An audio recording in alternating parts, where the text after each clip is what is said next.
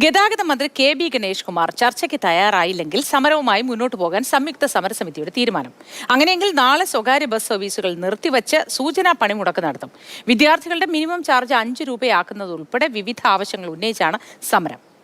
A.K. സ്റ്റെഫിനുണ്ട് കൂടുതൽ വിവരങ്ങളുമായി. Stephin, good morning. സമരം ശക്തമായി മുന്നോട്ട് കൊണ്ടുപോകാനാണ് ഇവരുടെ തീരുമാനം. ഇതിലൊരു ഒത്തുതീർപ്പുണ്ടാവാനുള്ള സാധ്യതയുണ്ടോ? കാരണം കുട്ടികളുടെ മിനിമം ചാർജ് 5 രൂപ ആക്കണമെന്നാണല്ലോ ആവശ്യം. ഏതായാലും ഇന്ന് ഗതാഗത സെക്രട്ടറി ഇവരെ ചർച്ചയ്ക്ക് വിളിച്ചിട്ടുണ്ട്. ഇപ്പോൾ ചർച്ചയ്ക്ക് പോകുന്നത് സംബന്ധിച്ച് സംയുക്ത സമരസമിതി ഒരു തീരുമാനത്തിൽ എത്തിയിട്ടില്ല. അതിനുശേഷമായിരിക്കും ഒരു അന്തിമ തീരുമാനത്തിലേക്ക് ഈ സമരവുമായി ബന്ധപ്പെട്ട് മുന്നോട്ട് പോകണമോ എന്നുള്ളൊരു തീരുമാനത്തിലേക്ക് എത്തുക. ഇപ്പോൾ നിലവിൽ ഏതായാലും സംയുക്ത സമരസമിതി നമ്മളോട് പറയുന്നത് ഈ സമരവുമായി തന്നെ മുന്നോട്ട് പോകുമെന്നുള്ളത് തന്നെയാണ്. കാരണം കാലാകാലങ്ങളായി അവർ പറഞ്ഞുകൊണ്ടിരിക്കുന്ന ആവശ്യങ്ങളുണ്ട്.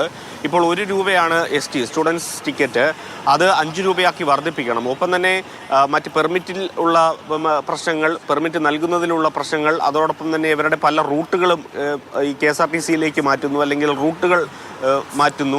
അത്തരത്തിലുള്ള പല പല പ്രശ്നങ്ങളുണ്ട്. ലാഭകരമായ പ്രൈവറ്റുകാർ ഓടിക്കൊണ്ടിരിക്കുന്ന റൂട്ടുകളെല്ലാം തന്നെ അവരിൽ നിന്ന് പിടിച്ചു വാങ്ങുന്നു തുടങ്ങിയ വിവിധ ആവശ്യങ്ങൾ ഉണ്ട്. അതിനെല്ലാം ഒരു പരിഹാരം ഉണ്ടായാൽ മാത്രമേ ഈ സമരത്തിൽ നിന്ന് പിന്നോട്ടുള്ളൂ എന്ന് പറയുന്നു.